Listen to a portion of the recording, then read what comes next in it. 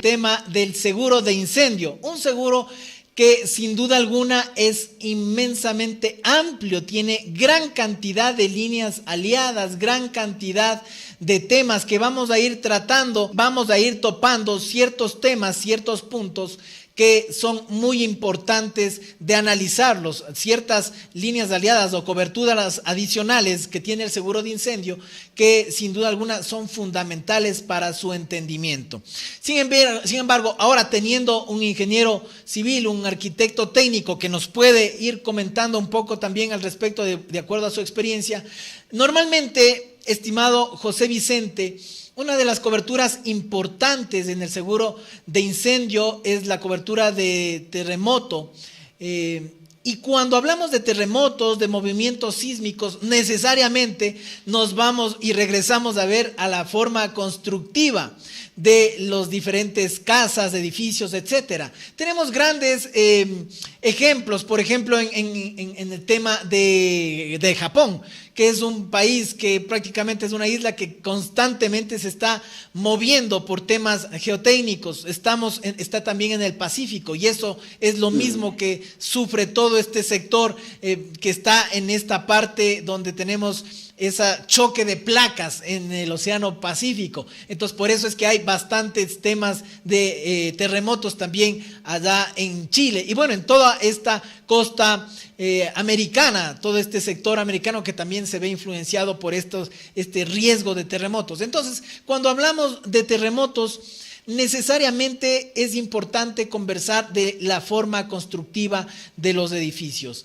¿Existe alguna forma de que una persona de seguros, llamemos un perito de seguros, pueda en una inspección observar que una casa, una construcción tenga de alguna manera o ya ha sido construida de alguna manera preveyendo lo que podría pasar a través de un terremoto, o esto ya es un tema de hilar bastante fino, de ver cómo se construyó, pedir de pronto alguna información anterior?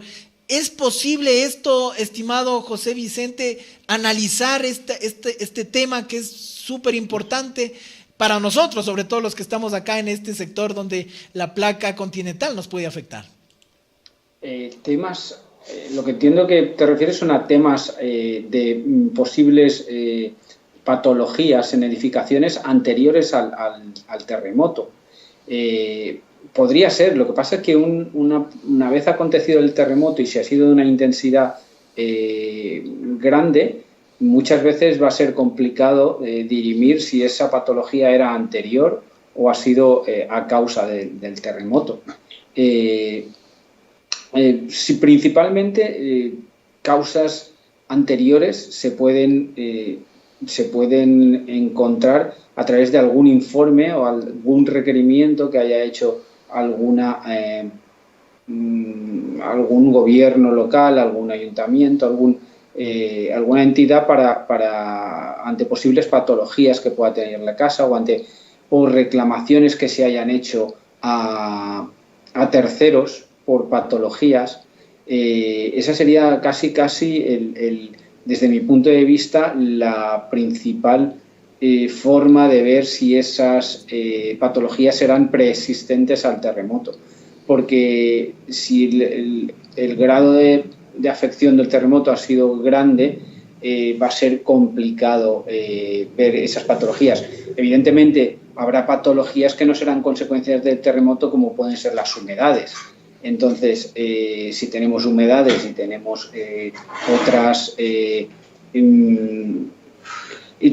afecciones, pues veremos que esa patología era preexistente anteriormente al terremoto, no ha sido la causa el terremoto no ha sido la causa la que la ha derivado. Esa sería principalmente, yo creo, las causas por las que se podría ver si hay preexistencia o no. Correcto, José Vicente, muchas gracias. Y hablando un poco más en incendio, José Vicente, cuando hablamos de incendio, normalmente las estructuras cuando están sujetas a fuego,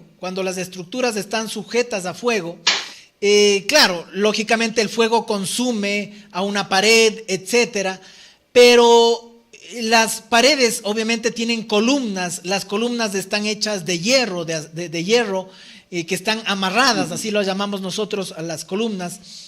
Las columnas, cuando están sujetas a fuego, cuando están expuestas, más bien dicho, a fuego, pueden también ceder, es decir, el fuego puede afectar a ese acero, a ese hierro que está en la columna y hacer que definitivamente colapse el edificio.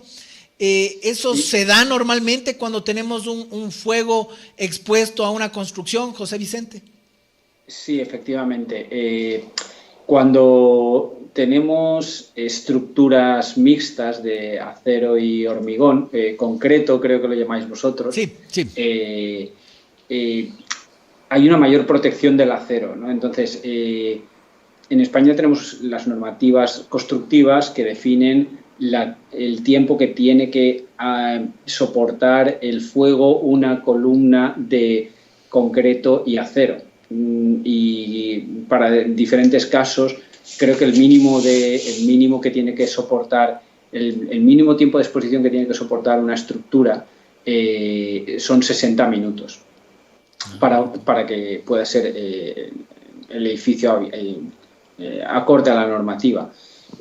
Desde un mínimo de 60 hasta luego va incrementando el tiempo de exposición dependiendo de las características del edificio. Es muy difícil, cumpliendo estas normativas, que un incendio sea tan destructivo que acabe colapsando el edificio por afección al acero. Pero bueno, hay casos. Ahí tenemos el famoso ejemplo de las Torres Gemelas, que el fuego fue tan intenso que acabó colapsando las columnas de metal del rascacielos.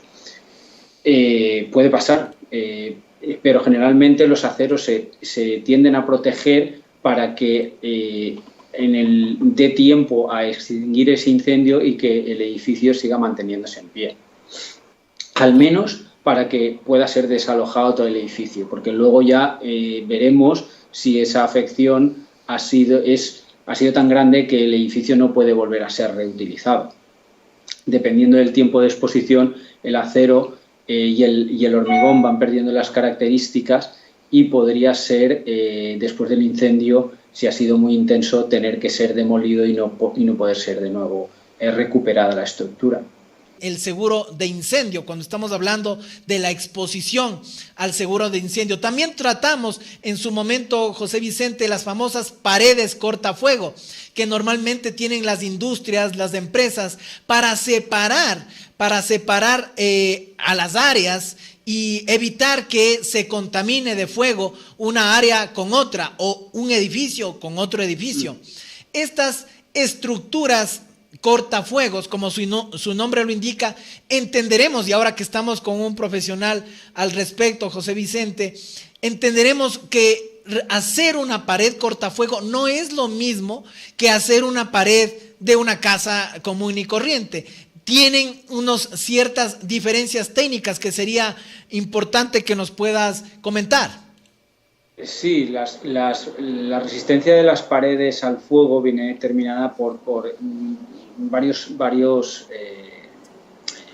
aspectos, tanto su grosor como los materiales con los que se acaba o se reviste, como el tipo de material también que se utiliza para diseñarlas, para construirlas.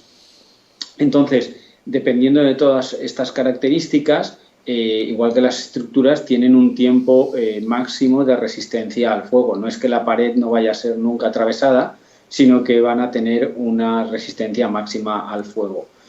Concretamente, en España, nuestra norma constructiva, los edificios, las cajas de escalera de los edificios tienen que tener una protección al fuego mínima, dependiendo de su altura, pues creo que mínima son 60 minutos, creo que lo que tienen que resistir al fuego. Y las puertas tienen que ser también resistentes al fuego durante un tiempo de 60 a 90 minutos, de modo que si hay un incendio en un edificio, tú puedas bajar por la escalera sabiendo que puedes llegar a la calle sin ningún tipo o sea, que el fuego no va a entrar dentro de esa caja de escalera y vas a poder llegar a la calle a pie por la escalera, ¿no? Muy bien. Eligiendo los materiales y los grosores y el diseño, pues se consiguen estas resistencias al fuego de las paredes.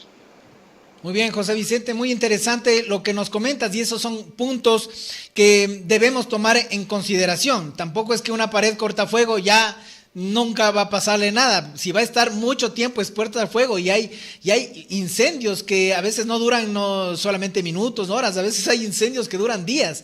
Si estamos hablando de una empresa química, etcétera, entonces puede haber circunstancias donde definitivamente ayudarán esas paredes cortafuego, pero ante las circunstancias, ante las posibilidades de un fuego bastante complicado, fuerte, entonces pueden verse amenazadas esas circunstancias. Sin embargo, estas paredes, la parte constructiva, sin duda alguna, permitirá que exista de alguna manera una protección superior a lo que normalmente una pared común y corriente brinda. Así que eso es muy importante. Cuando hablamos, amigos, del seguro de incendio, estamos hablando de un seguro que tiene una infinidad de coberturas que se van añadiendo y se van conociendo como líneas aliadas. Son amparos adicionales, coberturas adicionales, estas líneas aliadas. Hay una línea aliada que es interesante conversar, que es el famoso daños por agua.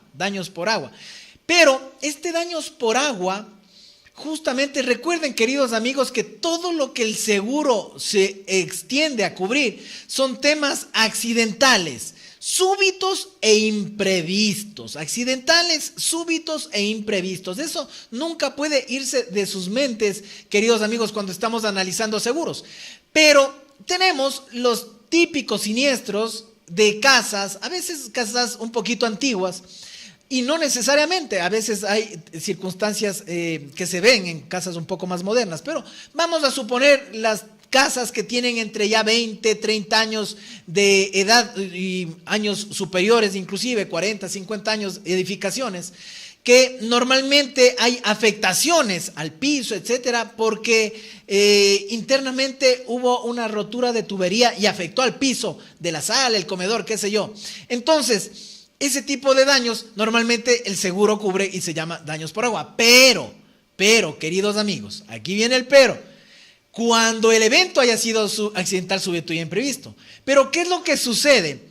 Si estamos nosotros hablando de una construcción antigua, normalmente esas filtraciones, esos daños vinieron porque las tuberías ya tuvieron un tiempo de desgaste, de tiempo de servicio, donde ya por los años, por efectos de cavitación, bueno, ya nos explicará un poco más técnicamente José Vicente, pero sin embargo, ese tipo de daños que vienen por desgastes de tubería interna, eso hay que estar claros que la cobertura adicional, que la veremos a futuro. Ahora estamos recién empezando este tema de incendio y líneas aliadas, pero ya nos daremos cuenta que este tipo de daños por humedades que han venido durante el tiempo dándose, lógicamente este tema no será sujeto de cobertura y por tanto tampoco sujeto de indemnización. Esas cosas son importantes tener claro, José Vicente, estos periodos de que se van desgastando las cosas internas, las tuberías internas, y esos daños, por supuesto, que hay que tener en cuenta que no serán cubiertos. Sí, efectivamente, los daños por falta de mantenimiento nunca son tenidos en cuenta. Podemos tener a lo mejor una cierta compensación por daños estéticos que se hayan producido, pero si el origen del siniestro es una falta de mantenimiento de una tubería o una falta de mantenimiento del aislamiento de una cubierta, esos daños no van a ser pagados por la compañía de seguros. Entonces, ¿cómo llegamos a ver esto? Pues, como decías, en canalizaciones que pueden tener daños por oxidación. Es una forma de ver que el daño se ha originado por la oxidación de la propia tubería, que ha filtrado y que ha acabado reventando, si ha reventado, o ha producido una humedad extendida en nuestra casa. Esos daños no van a ser tenidos no van a tener cobertura en la póliza de seguros. Es importante caer en cuenta del mantenimiento interno de las estructuras, porque no por tener un seguro de incendio es ya una patente de corso para automáticamente saber que el siniestro se va a pagar. Si se da por estas circunstancias internas de falta de mantenimiento en tuberías, etcétera, esto no será objeto de cobertura. Porque recuerden, amigos, como decía hace un momento, el siniestro tiene que pasar por o tener ese filtro de que debe ser accidental, súbito e imprevisto. Eso es muy importante que tomemos en consideración. Cuando hablamos de incendio, estamos hablando de esos tres factores importantes. El factor del combustible, tiene que haber un combustible que genere ese incendio, tiene que haber el oxígeno y tiene que haber un material combustible. Entonces, cuando hablamos de materiales combustibles, cuando hablamos de estas circunstancias, en los procesos constructivos, nosotros acá en Sudamérica, puntualmente en nuestro país, en Ecuador, tenemos construcciones mixtas, es decir, a veces tenemos pisos de madera, o tenemos las paredes que les llamamos nosotros paredes que son falsas. Acá les llamamos o tenemos un nombre que se les llama como paredes de estuco o paredes que, bueno, no son de hormigón ni tampoco de ladrillo ni de bloque. Entonces, claro, estas paredes son de alguna manera como cartón prensado, etcétera. Lo conocemos también como gypsum, que lo ponemos en los techos. Estos materiales modernos que sin duda alguna permiten visualmente hacer áreas de trabajo o áreas en el hogar muy bonitas, etcétera, pero que podrían llegar en determinado momento a ser factores negativos en un incendio. ¿Qué opinas al respecto de este tipo de materiales, José Vicente, que podrían llegar a ser, en determinado momento se pueden convertir en un material combustible que aviva más bien al fuego, estimado José Vicente? En cuanto a las paredes de cartón yeso, que las llamamos aquí, no creo que sean mucho más importantes en la carga térmica que puede ser el mobiliario que tengamos en casa. Si analizamos la carga térmica de nuestra casa, las propias cortinas, los propios muebles son una carga muy importante que en caso de incendio van a ser el combustible, va a ser un factor importante como combustible. Además, estos materiales están fabricados concretamente con unas características para que no ardan instantáneamente, muchos de ellos. Bien con sus recubrimientos o bien con las composiciones que llevan, tienen cierta resistencia, no tienen la misma resistencia al fuego que puede tener una pared cortafuegos, pero sí que tienen cierta resistencia al fuego. De hecho, algunos de estos materiales de cartón yeso también son específicos para resistencia al fuego. Tienen diferente color en su acabado.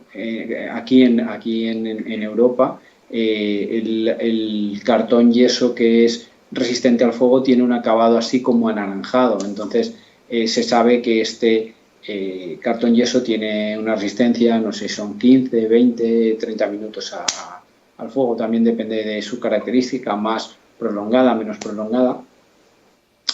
Y no creo, o sea, evidentemente son carga térmica, pero no creo que sean mucho más relevantes que cualquier material combustible que podamos tener en casa. Muy bien, muy importante estas observaciones que nos comenta José Vicente Arrufat desde Madrid, allá en el viejo continente. Otra de las coberturas importantes, interesantes del mundo asegurador, puntualmente del seguro de incendio, es los daños que también se producen por inundaciones, por lluvias y inundaciones. Es otra de las coberturas que se manejan en el seguro de incendio. Cuando hablamos de inundaciones, estimado José Vicente, normalmente hablamos de lo que primero se viene a la mente, es aquella inundación, aquella agua que viene desde la parte externa hacia el predio asegurado. Normalmente sucede eso, y que al ir entrando en la casa va a afectar, en la casa, en la industria, en el edificio, va afectando a todo lo que le rodea. Entonces, cuando hablamos de inundaciones y los daños por inundación, entonces estamos hablando de esta cobertura que tiene particular importancia en el seguro de incendio. Cuando hablamos entonces de estas posibilidades de daños, lo que primero se afecta son las paredes. Siempre que existe, obviamente, la pared y el piso del predio asegurado. Entonces, cuando hablamos de paredes, bueno, porque normalmente el piso a veces son porcelanatos, son estructuras de baldosas que cuando reciben una carga de agua normalmente tienden a levantarse, decimos nosotros, a como hacerse a inflarse el piso, y definitivamente hay que cambiarlo. Pero las paredes también son afectadas y también son sujetas de indemnización cuando esta inundación es un tema accidental, súbito e imprevisto. Cuando hablamos de daños en las paredes por inundación, se puede pensar en que para evitar este tipo de daños en las paredes que puede venir por agua, se puede pensar en temas de pintura, de tal manera que el agua pueda, ingresar al predio, pero no afectar las paredes. Es decir, se puede sugerir para evitar este tipo de daños, cubrir o hacer recubrimientos de alguna pintura especial. Acá lo llamamos, por ejemplo, esmalte. La pintura esmalte en las paredes, que de alguna manera no es lo mismo que el acrílico, no es lo mismo que la pintura de agua, digamos, que puede afectarse de una mayor manera. ¿Existirá estas posibilidades, o ante un tema de inundación no hay santo que respete el agua y va afectando lo que va contaminando el agua?